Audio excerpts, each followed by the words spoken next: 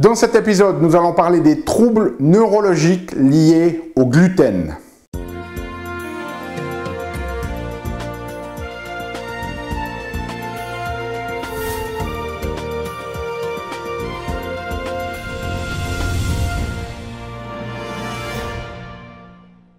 Parce que la vie est bien trop magique pour être petite et que nous avons tous besoin d'une prescription pour grandir en conscience et faire que nos rêves dévorent notre vie. Bonjour, je suis le docteur Yannick Pauly, bienvenue à un nouvel épisode d'une grande vie où chaque semaine je vous propose de découvrir des stratégies pratiques pour grandir en conscience, qu'elles soient d'ordre physique, émotionnel, psychologique ou spirituel, parce que c'est cette conscience qui est au cœur d'une vie pleinement vécue et de notre évolution en tant qu'être humain. Alors cette semaine, ce que je voulais faire avec vous, c'est de parler un petit peu de gluten. Le gluten, comme vous le savez, si vous me suivez et que vous êtes un peu intéressé à la santé, eh bien c'est la protéine que l'on trouve dans le blé et dans les autres aliments de la famille du blé. Et ce gluten, eh bien, si vous ne vivez pas dans une caverne déconnectée du monde, vous savez qu'on en parle de plus en plus, qu'il y a de plus en plus de gens qui suivent des régimes sans gluten et qui en bénéficient. Alors aujourd'hui, je voulais vous clarifier un petit peu le type de problématique que l'on peut avoir avec le gluten et notamment l'impact que le gluten peut avoir sur des problématiques neurologiques. Alors, dans un premier temps, il va falloir que l'on définisse un certain nombre de paramètres et de nomenclatures liées à ce gluten. Donc, dès le moment où on a des problèmes liés au gluten, on va avoir ce qu'on appelle un GRD, en anglais, Gluten Related Disorder, un trouble lié au gluten. Okay? Et on sait que dans ces troubles liés au gluten, il y a plusieurs problématiques qui peuvent intervenir. La plus connue, c'est la maladie cœliaque. C'est une réponse auto-immunitaire où le gluten crée en fait des réactions qui font que le corps produit des anticorps contre une enzyme qu'on appelle la transglutaminase. Dans ce cas-là, on est essentiellement dans une transglutaminase que l'on appelle transglutaminase 2 qui s'exprime principalement au niveau abdominal. La médecine classique sait que c'est une atteinte principalement au niveau intestinal, mais la recherche est très claire à ce sujet. Pour chaque personne qui a une problématique principalement abdominale, il y en a 8 autres qui vont avoir d'autres types de symptômes. Donc, la maladie cœliaque, ce n'est pas qu'une problématique abdominale, elle va aussi avoir potentiellement des conséquences neurologiques chez un certain nombre de patients. Okay? Deuxième problématique que l'on peut avoir, ce sont les allergies au gluten qui seront testées par des immunoglobulines E. C'est plus rare, ça donne plutôt des problèmes soit de peau, soit des problèmes respiratoires. L'autre problématique que l'on peut avoir, qui est une forme plus sérieuse, c'est au niveau de la peau, ce qu'on appelle la dermatite herpétiforme. Ça touche principalement ici une transglutaminase que l'on appelle transglutaminase 3. Et puis, finalement, c'est un peu l'équivalent au niveau de la peau de cette maladie cœliaque. Et puis ensuite, on a ce qu'on appelle les sensibilités au gluten. Alors, il est très important de distinguer sensibilité de la notion d'intolérance. Certains praticiens alternatifs parlent d'intolérance au gluten, mais dans la terminologie médicale, l'intolérance au gluten se réfère à la maladie cœliaque. Okay? La sensibilité, eh bien, c'est essentiellement lorsque vous réagissez au gluten, vous avez des symptômes, on enlève le gluten de votre alimentation, vous vous sentez mieux, vous réintroduisez le gluten, vous avez à nouveau ces symptômes, mais ils ne sont pas dus à ces éléments-là qui ont été éliminés. Alors, cette sensibilité au gluten, on peut avoir des anticorps contre notamment la gliadine, qui est une des parties du gluten, qui est un des critères diagnostiques de la maladie cœliaque, mais on peut aussi avoir des anticorps contre cette TG6 ici, et donc cette TG6, elle s'exprime principalement au niveau neurologique. Donc ce qu'il faut imaginer, c'est que vous pouvez avoir une sensibilité au gluten qui va créer de l'inflammation dans les tissus et qui vont potentiellement nous donner certains symptômes neurologiques, mais si on a une activation de cette TG6, il faut garder à l'esprit que c'est l'équivalent au niveau neurologique de la maladie cœliaque au niveau intestinal. Donc si vous avez des anticorps contre la transglutaminase 6, on ne parle plus d'un simple problème, on parle d'une problématique auto immunitaire. Et donc à prendre très très au sérieux. Je reviendrai dans quelques secondes comment est-ce qu'on peut tester cette TG6 parce que malheureusement dans les laboratoires standards, ce n'est pas quelque chose qui est offert. Lorsqu'on teste la transglutaminase pour la maladie cœliaque, c'est la transglutaminase 2. Donc autant la maladie cœliaque que ses sensibilités peuvent donner ces problématiques neurologiques dont on va parler tout de suite. Et puis, eh bien, en sachant que dans la maladie cœliaque, par exemple, il y a quasiment 25% des patients qui vont avoir une activation de la TG6, même s'ils n'ont pas encore de symptômes neurologiques, parce qu'ça peut prendre du temps avant que ces anticorps contre cette transglutaminase 6 endommagent certaines parties de notre cerveau. Et puis, si vous avez une maladie cœliaque et une autre problématique auto-immunitaire, alors là, vous avez quasiment 60% de probabilité d'avoir une TG6 positive. Okay? Donc, dans ces problématiques liées au gluten, que ce soit par des mécanismes de sensibilité, que ce soit par des mécanismes d'activation auto-immunitaire contre la TG6, ou que ce soit par la maladie cœliaque, eh bien, vous avez toute une série. Le premier ici, c'est l'ataxie au gluten, où on trouve une TG6 qui est positive dans 40 à 70% des cas en fonction des études. Je ne vais pas entrer dans les détails. Ces problèmes d'ataxie, des problèmes de coordination, ça touche le cervelet. J'ai fait une autre vidéo. Si vous tapez dans YouTube Yannick Pauly, ataxie au gluten, vous avez cette vidéo spécifiquement pour ça. Dans les problématiques que l'on peut avoir, soit par la maladie cœliaque, soit par les sensibilités, ce sont les migraines.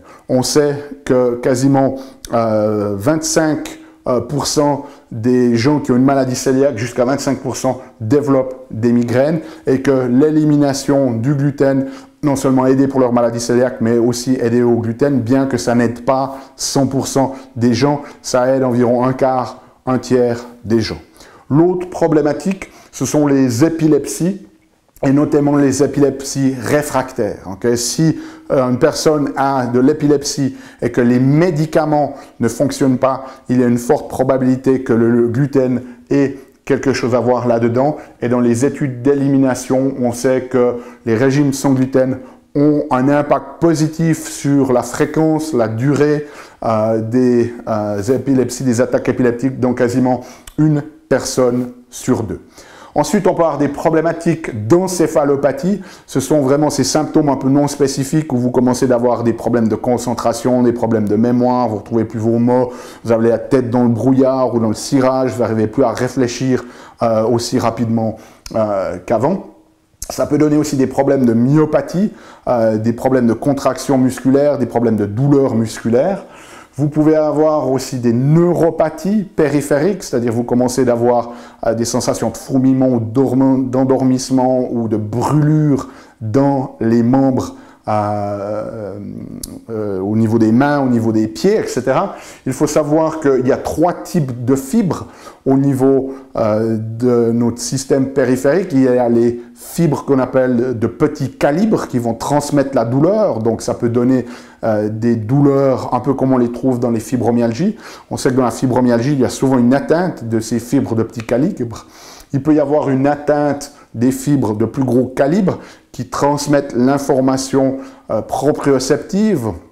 Donc vous pouvez commencer à avoir des problématiques aussi de ne plus avoir l'impression de bien être ancré au sol, de plus sentir ce que vous touchez.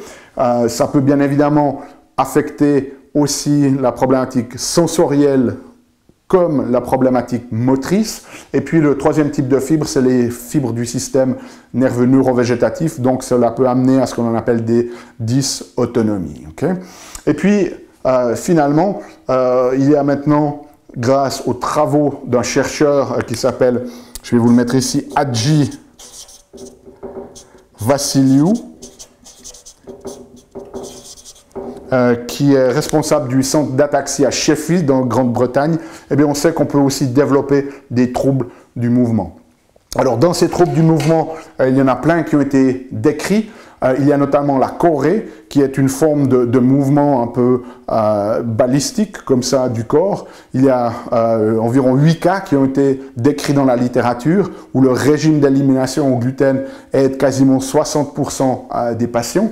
Ensuite, on a le RLS, Rest Leg Syndrome, le syndrome des jambes sans repos.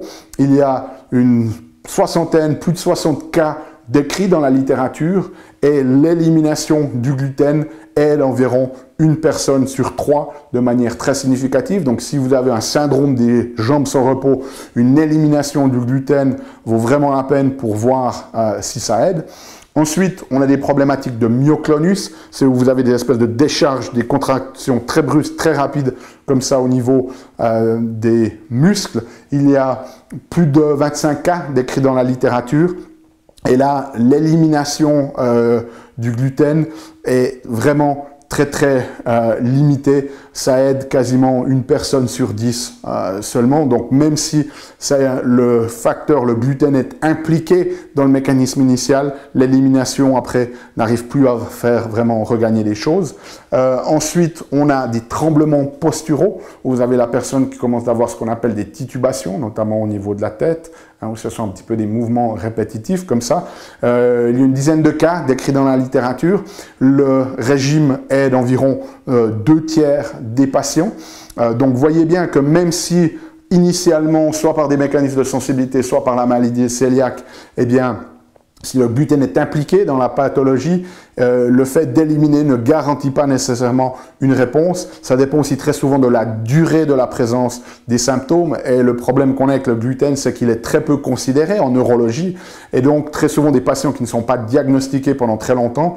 Moi, j'ai eu beaucoup de patients qui ont reçu en fait des diagnostics psychiatriques parce qu'on n'arrivait pas à expliquer d'où venait leur problématique. Il y a des cas aussi décrits de dystonie, qui sont des mouvements de contraction de la musculature, où il peut y avoir aussi des mouvements aberrants comme ça, un peu comme le torticolis, ou ce qu'on appelle la dystonie cervicale. Là, malheureusement, dans les études de cas qui ont été faits, l'élimination du gluten n'aide pas vraiment. On peut avoir des syndromes de parkinsonisme, c'est-à-dire qui ressemblent au Parkinson, où la personne devient rigide, peut-être des tremblements. Le régime d'élimination, là, aide d'environ 1/3 des cas. Et puis, on peut avoir des problèmes aussi de tics, qu'ils soient moteurs ou verbaux. Et là, l'élimination aide d'environ 1 cas sur 2. Okay? Alors, comment savoir si vous avez une problématique liée au gluten? Eh bien, première des choses, c'est d'éliminer une maladie cœliaque, de demander à votre médecin de faire un test sur l'antitransglutaminase, qui est en fait l'antitransglutaminase 2, et puis l'antigliadine, okay? Et en général, ils font aussi un marqueur qu'on appelle les IgA. Et donc là, ce qu'il faut savoir, c'est que dans ces problématiques neurologiques, selon les travaux de Hadji Vassiliou, en général, dans un laboratoire, pour les anticorps contre la gliadine, sont considérés positifs lorsqu'on a un taux de plus de 10 unités par millilitre. Hadji Vassiliou a montré qu'en fait, pour ces problématiques neurologiques liées au gluten, dès le moment où vous avez un résultat en dessus de 3 unités par millilitre, c'est un signe potentiel de cette problématique. Et puis, l'autre chose à faire, eh bien, c'est de tester cette TG6. Alors, on n'a malheureusement pas de laboratoire ici en Europe qui font ça. Il y en a un aux États-Unis qui offre ce genre de testing au niveau clinique, parce que très souvent, dans les recherches, ben, ce sont des chercheurs qui utilisent ces éléments-là et pas nécessairement des cliniciens. Et donc, il y a un panel par un laboratoire que nous utilisons qui s'appelle Cyrex. Ils ont un panel sur les problématiques du gluten. Ils vont tester en fait plus d'une vingtaine de paramètres, alors que dans les laboratoires conventionnels, on en teste 2. On peut tester la transglutaminase et ses antigliadines. Cette gliadine, il y a différentes molécules dedans. Il y a la gliadine alpha, bêta, etc. Et dans nos laboratoires conventionnels, on ne teste que la gliadine alpha. Le laboratoire Cyrex teste vraiment plus de 20 paramètres. Donc, vous voyez que si on teste que 2 paramètres, il y a de fortes chances qu'on passe à côté de nombreuses informations, et c'est le cas cliniquement. Moi, lorsqu'on a des résultats de laboratoire conventionnel, quasiment dans 1 cas sur 2, on trouve quelque chose sur les résultats Cyrex dans les autres paramètres qui n'avaient pas été testés dans les laboratoires conventionnels, et notamment la possibilité de tester non seulement cette TG6, cette TG2 et aussi cette TG3. Donc voilà un petit peu, j'espère que cette vidéo, si vous avez des problématiques neurologiques liées au gluten, vous donne une meilleure compréhension de la situation et de ce que vous pouvez faire. Bien évidemment, le régime d'élimination, même s'il n'aide pas tout le monde, eh bien, il faut le tenter, parce que ça peut potentiellement apporter énormément de bénéfices. Mais le plus on en sait sur votre situation, le mieux c'est. Et dans ces cas, ce qu'on vous recommande, c'est d'être suivi non seulement par un neurologue, mais aussi par un neurologue spécialisé en neurologie fonctionnelle qui ne s'occupe pas seulement des pathologies franches, mais qui va pouvoir évaluer de manière beaucoup plus subtile votre système nerveux. Si vous avez des questions, n'hésitez pas à les poser dans les commentaires. Si vous avez besoin de la transcription de cette vidéo, elle est disponible sur notre site unegrandevie.com. Et nous, on se retrouve la semaine prochaine pour un nouvel épisode. D'ici là, souvenez-vous, aimez la vie, émerveillez-vous et contribuez chaque jour un petit peu plus.